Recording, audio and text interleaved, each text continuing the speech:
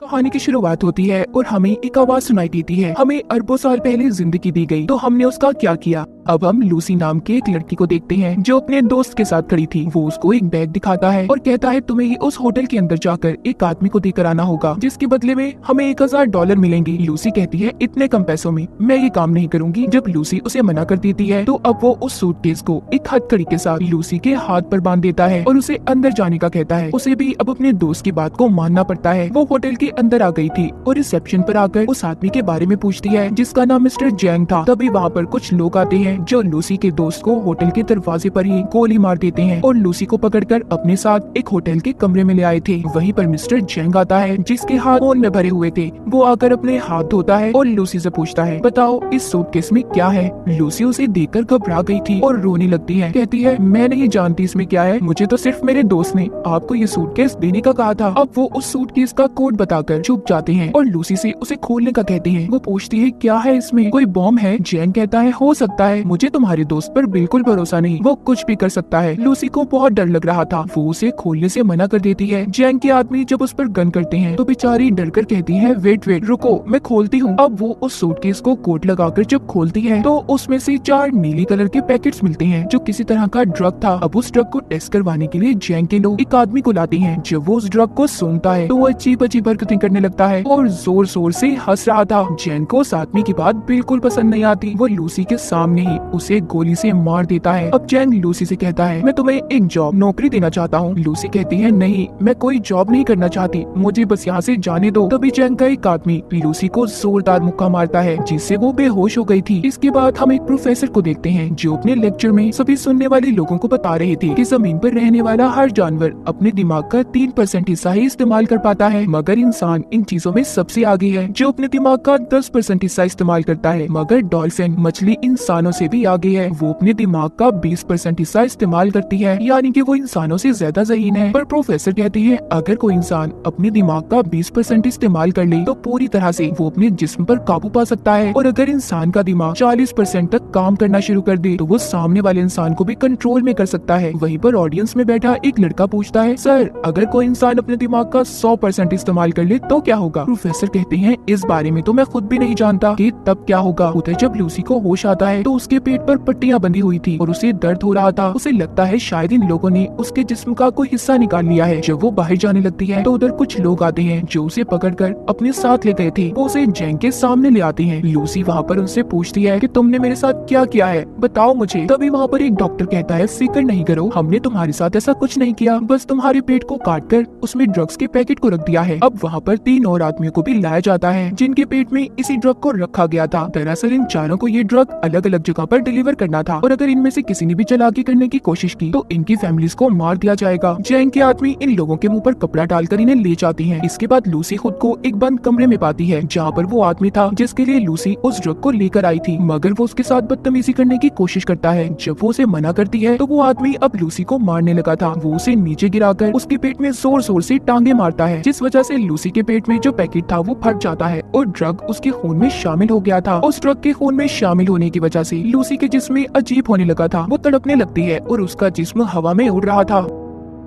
जब उसको होश आता है तो लूसी अब नॉर्मल हो गई थी। वो पहले जैसी लूसी नहीं रही थी। जब वो आदमी दोबारा से उसके पास आता है जो पहले उससे बदतमीजी करने की कोशिश कर रहा था, तो अब वो उसे खूब मारती है और उस जगह से बाहर आ गई थी। वो बाहर आकर वहाँ पर सभी बैठे हुए लोगों को मार देती है। इस लड़ाई में लूसी को भी एक गोली लग गई थी, मगर वो बड़े ही आराम से उस गोली को अपने जिस्म से अपने ही हाथ से बाहर निकाल देती है। दिखने में ऐसा लग रहा था कि जैसे उसे कोई दर्द ही महसूस ना हो। अब लूसी उस जगह से बाहर निकलकर कुछ और लोगों को अपनी गन से मार देती है और फिर टैक्सी लेकर हॉस्पिटल पहुंचती है जहां पर कुछ डॉक्टर एक मरीज का ऑपरेशन कर रहे थे। वो स्क्रीन पर जब उस मरीज के दिमाग को देखती है जिसके बाद उसे गोली मार देती है और डॉक्टर से कहती है कि यह आदमी वैसे भी मरने वाला था, मगर लूसी कैसे जानती थी कि वो मरने वाला है। शायद इस पर उस ड्रग का असर था और इसका दिमाग अब 20% काम कर रहा था। वो डॉक्टर पर गन करके कहती है कि मेरे पेट में ड्रग का पैकेट है, जल्दी से मेरा ऑपरेशन करो और ड्रग को बाहर निकालो। डॉक्टर गन को देखकर डर जाता है। उसके पास लूसी की बात को मानने के अलावा कोई और रास्ता नहीं था, जिसके बाद लूसी अपनी मॉम को फोन करती है और कहती है कि मॉम, मैं सब कुछ महसूस कर पा रही हूँ, ये हवा, जमीन की आवाज, अपने अंदर की आवाज, सब कुछ, यहाँ तक कि मुझे अपने बचपन की सारी बातें याद है कि कैसे मैं बड़ी हुई। लूसी अपनी मॉम से बात करती रोने लगी थी और उनका शुक्रिया करती है कि उन्होंने उसे इतना प्यार दिया। डॉक्टर अब उसका ऑपरेशन करते हैं। उन्होंने एक पैकेट को उसके पेट से बाहर निकाल लिया था कि इतना सारा CPH4 ड्रग, वो भी इतनी मिकदार में। डॉक्टर ये सोचकर हैरान और परेशान थे कि लूसी के जिस्म में अगर ये ड्रग शामिल हो गया है तो वो अब तक कैसे जिंदा है। लूसी डॉक्टर से कहती है कि मैं ज्यादा देर जिंदा नहीं रह सकती। वो अब ठीक होकर जैंग के पास वापस जाती है और उसके सभी आदमियों को एक एक करके मार देती है। फिर उसके बाद वो जैंग के पास जाकर उसके दोनों हाथों में चाकू को मारकर उससे पूछती है कि मुझे बताओ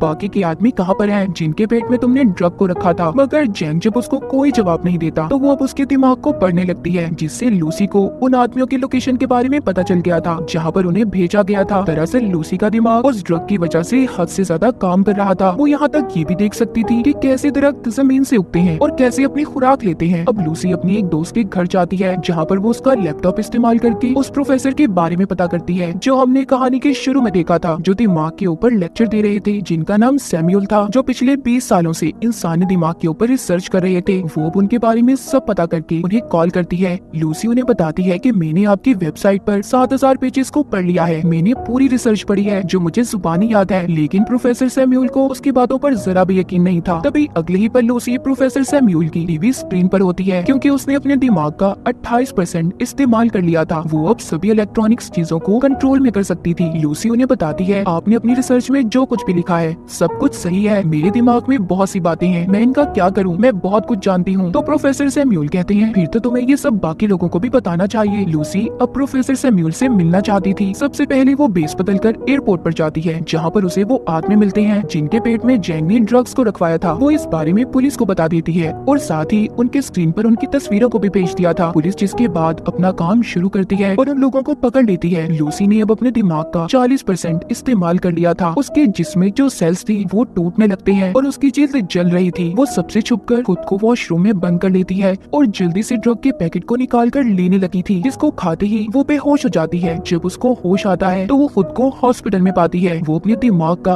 अब 50% इस्तेमाल कर पा रही थी। वहाँ पर पुलिस भी आ जाती है जो लूसी को गिरफ्तार करने आई थी, मगर लूसी अपनी ताकत का इस्तेमाल करती है। उसने इंस्पेक्टर के अलावा वहाँ पर जितने भी पुलिस वाले थे सबको बेहोश कर दिया था। जैसा कि प्रोफेसर सैमुअल ने बताया था कि जब इंसान 40% से ज्यादा अपने दिमाग का इस्तेमाल करेगा तो वो दूसरों पर भी काबू पा सकता है, और लूसी के साथ भी ऐसा ही हो रहा था। उसके साथ ऐसा इसलिए था कि जैसे जैसे वो ड्रग की मिकदार को अपने जिस्म में बढ़ा रही थी उसका दिमाग ज्यादा से ज्यादा काम कर पा रहा था।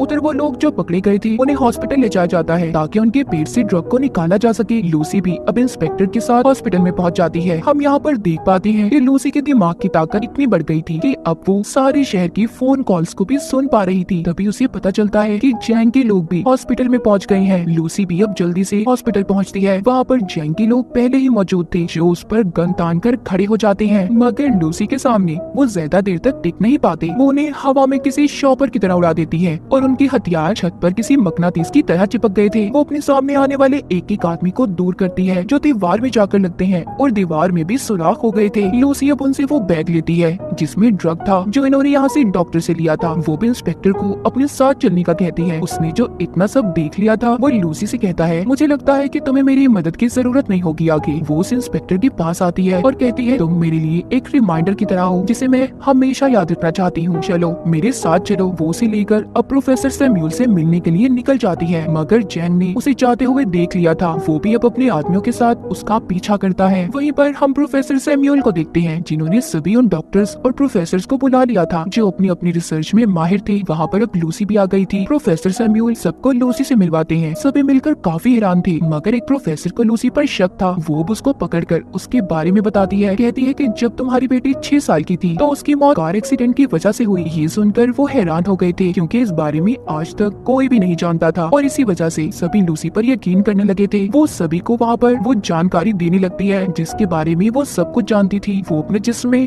म्यूटेंट्स को भी बदलने लगती है। कभी उसका हाथ किसी चुड़ैल की तरह खतरनाक तो कभी एक हाथ को वो 2 हाथों में बदल रही थी। ये देखकर सभी हैरान थे। लूसी कहती है कि हमें हमेशा सिखाया गया है 1+1 2 होते हैं, दरअसल नंबर होते ही नहीं है। ये नंबर्स तो इंसान ने खुद को समझाने के लिए बनाए हैं ताकि उन्हें चीजें आसानी से समझ आ जाए। प्रोफेसर सैमुअल कहते हैं कि अगर दुनिया मैथमेटिक्स रियाजी पर नहीं चलती तो फिर कैसे चलती है। लूसी उन्हें समझाती है कि एक गाड़ी है जो बहुत तेज चल रही है और चलते चलते वो इतनी तेजी से चलने लगी कि दिखना ही बंद हो जाए। वो नजर तो नहीं आएगी पर चल रही होगी। असल में सिर्फ एक वक्त ही जरूरी है। टाइम, वक्त के बगैर हमारा कोई वजूद नहीं। तभी वहाँ पर जैंग और उसके लोग आ जाते हैं। उन्होंने बिल्डिंग को चारों तरफ से घेर लिया था। इंस्पेक्टर लूसी से कहता है हम ज्यादा देर तक उनको नहीं रोक पाएंगे। लूसी अब अपने जिस्म में MPH-4 ड्रग की ड्रिप्स को लगवा लेती है जो कि हॉस्पिटल से लेकर आई थी। वो प्रोफेसर को कहती है कि मैं एक कंप्यूटर बनाऊंगी और अपनी सारी जानकारी उसमें महफूज कर दूंगी, फिर जिसके बाद आप उसे एक पेन ड्राइव में स्टोर कर लेना जो आगे की जिंदगी में इंसानों की भलाई के लिए काम आ सकता है। प्रोफेसर जानते थे कि इतने ज्यादा ड्रग्स की डोज लेने के बाद लूसी बच नहीं पाएगी। लूसी भी इस बात को जानती थी मगर अब वो खुद को सेक्रीफाइस कुर्बान करने के लिए तैयार थी। वो अपने दिमाग के 70% हिस्से को इस्तेमाल करती है जिसके बाद वो कमरे में मौजूद सभी मेटल्स और एनर्जी का इस्तेमाल करके एक बहुत बड़ा कंप्यूटर तैयार करती है जिसके अंदर वो अपनी सभी जानकारी को स्टोर करने वाली थी। और फिर वो अपने दिमाग का 80% हिस्सा इस्तेमाल करके एक कंप्यूटर तैयार करती है जो इस तरह की नॉलेज, जानकारी को स्टोर कर सकता था। लूसी अपने दिमाग को इस हद तक इस्तेमाल कर लेती है कि वो वक्त के दूसरे हिस्से में भी पहुंच गई थी, यानी कि वो टाइम ट्रेवल भी कर सकती थी। इसके बाद वो हजारों साल पीछे जाकर जमीन पर जब डायनासोर थे वहाँ पर पहुँच जाती है। जब वो उस वक्त से थोड़ा और पीछे जाती है तो वो उस वक्त में पहुँच गई थी जब इंसान का कोई वजूद ही नहीं था, सिर्फ चंद ही एक इंसान थे मगर वो भी जानवरों के रूप में। अब लूसी वापस आती है। जैसे जैसे वो अपने दिमाग का इस्तेमाल कर रही थी उसका जिस्म गायब होता जा रहा था। जब वो 99% अपने दिमाग का इस्तेमाल करती है तो आसमान पर उस वक्त में पहुंच जाती है जब जमीन का ये हिस्सा बना था। वहाँ पर अब जैंग भी आ गया था। इससे पहले वो लूसी को मारता वो अपने दिमाग का 100% हिस्सा इस्तेमाल करके गायब हो गई थी। वहीं पर इंस्पेक्टर आ जाता है जिसने अब जैंग को मार दिया था। लूसी प्रोफेसर को आकर पेन ड्राइव देती है जिसमें उसने अपने दिमाग के सारे डेटा को स्टोर कर दिया था। इंस्पेक्टर पूछता है लूसी तुम कहाँ पर हो? तभी उसके फोन पर मैसेज आता है आई एम एवरीवेयर, मैं हर जगह पर हूँ। कहानी के आखिर में हम वही आवाज को सुन पाते हैं जो हमने कहानी के शुरू में सुनी थी कि अरबों साल पहले हमें जिंदगी दी गई मगर हमने उसके साथ क्या किया, क्या समझा अपनी जिंदगी को। हमें एक बहुत ही एडवांस कंप्यूटर दिया गया है और वो है हमारा दिमाग, मगर हम पैसे कमाने के लिए अपने जिस्म का तो इस्तेमाल करते हैं मगर अपने दिमाग को कोई समझ पाता है। और इसी के साथ इस मूवी की कहानी यहीं पर खत्म हो जाती है।